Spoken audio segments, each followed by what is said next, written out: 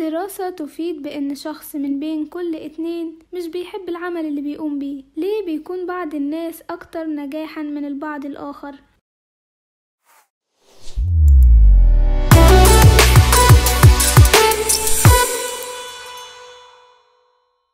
المفتاح الأول من مفاتيح النجاح هو الدوافع، محرك السلوك الإنساني. انت عارف اننا بدون دوافع مش بيكون عندنا رغبة في عمل أي شيء. لما بيكون عندك دافع نفسي حماسك بيزيد وكمان طاقتك، على عكس ما تكون عزيمتك قليلة مش بيكون عندك طاقة وتركيزك بيتجه نحو السلبيات فقط، والنتيجة بتكون تدهور في أدائك. لكن ايه هي الدوافع؟ والأهم من كده ازاي نحافظ على بقاء الدوافع باستمرار؟ الدافع هو الشيء اللي بيدفع الإنسان إلى التصرف أو الحركة.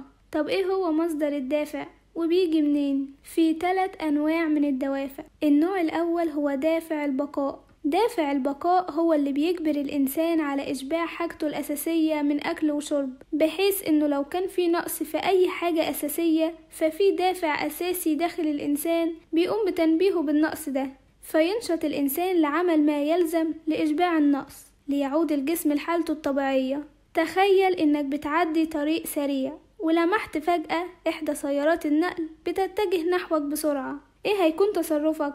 طبعا هتجري بأقصى سرعة. ولو رجعت البيت بعد يوم عمل مرهق وما عندكش طاقة تعمل أي حاجة وقررت تسترخي أمام شاشة التلفزيون، لكن فجأة سمعت حد بيصرخ وبيقول حريق، طبعا هتغادر المكان بأسرع ما يمكن. لكن جت منين الطاقة اللي كانت منعدمة؟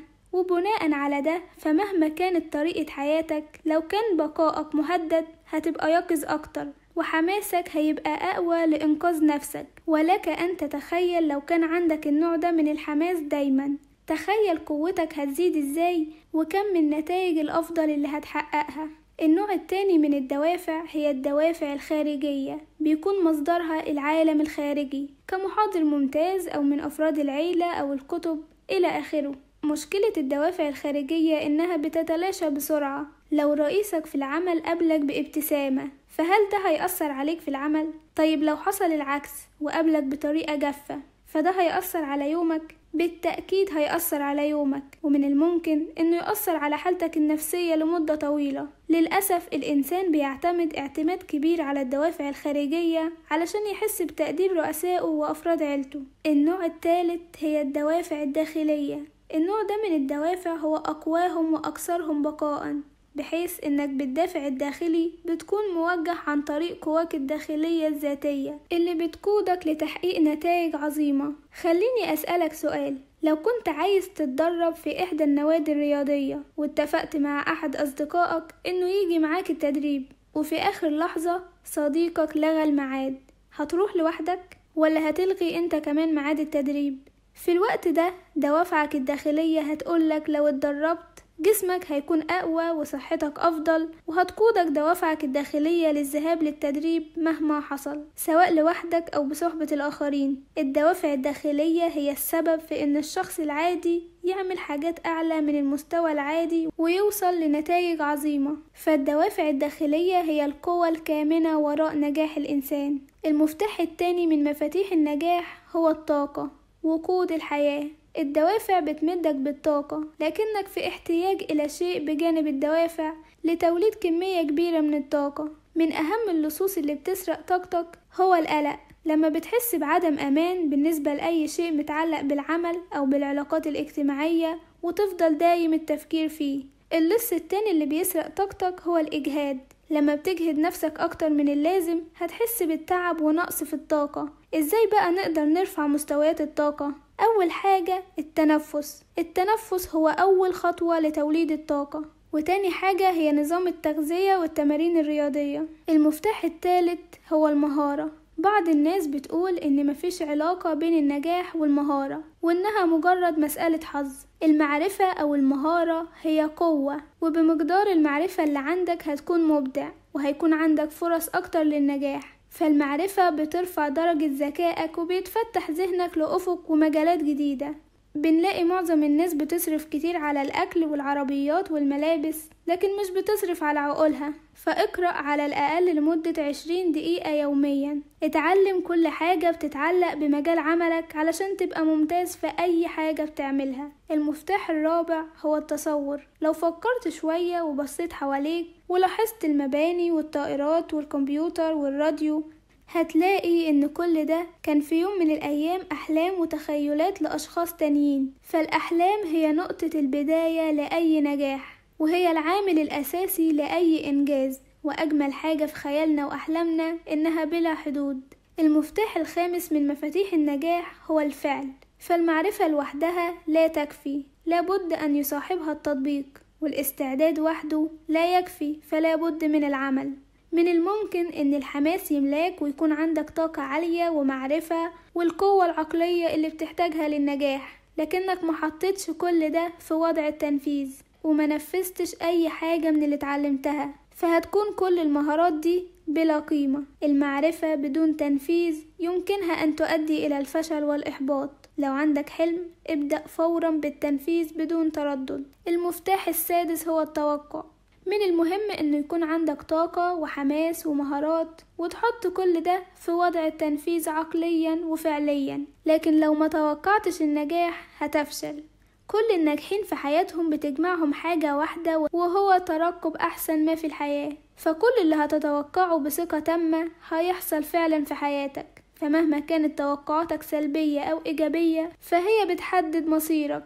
عقلك الباطن مش بيعرف يفرق بين الحقيقة أو غير الحقيقة، هو بس بيعمل اللي انت بتوصله له. فلو قلت لنفسك أنا أقدر أنجح في حاجة معينة أو أنا ما أقدرش أنجح، فأنت بتقوله اللي هيحصل فعلا. فركز كويس في الأفكار اللي بتبعتها له.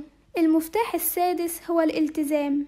الناس بتفشل أحيانا مش علشان نقص في القدرات، لكن بسبب النقص في الالتزام. ممكن يكون هدفك محدد وواضح وحلمك بيه مستمر ليل ونهار، لكن لو ما كانش عندك القدر الكافي من الالتزام لمواجهة العقبات هتفشل. كتير من الوظائف بيتم فقدانها، وكتير من الشركات بتغلق أبوابها، وكتير من العلاقات بيتم هدمها، وكل ده بسبب عدم وجود الالتزام. فالالتزام هو القوة اللي بتدفعنا علشان نستمر بالرغم من الظروف الصعبة، وهو نفس القوة اللي بتدفعنا لإنجاز أعمال عظيمة. فأنت مش هتفشل إلا إذا توقفت عن المحاولة. المفتاح الثامن هو المرونة. من الممكن يكون عندك إصرار تام، لكن الأهم إنه يكون عندك مرونة وتكون مستعد لتغيير خططك في كل مرة بتواجه فيها التحديات والمصاعب.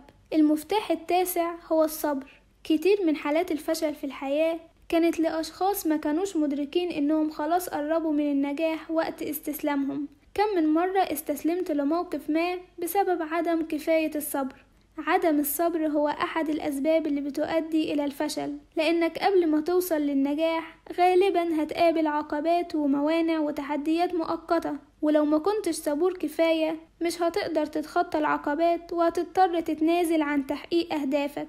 فخليك الشخص اللي بينتهز الفرص من كل مشكلة بتواجهه، مش الشخص اللي بيخلق مشكلة من كل فرصة تقابله. واصبر، فمن الممكن انك تكون على بعد خطوتين بس من النجاح. المفتاح العاشر والأخير هو الانضباط، وهو أساس التحكم في النفس. في إحدى محاضرات دكتور إبراهيم قال للمشتركين إنهم كانوا منضبطين طوال حياتهم، فالبعض اندهش وسألوا إزاي توصلت لده؟ فسأل واحد منهم هل أنت مدخن؟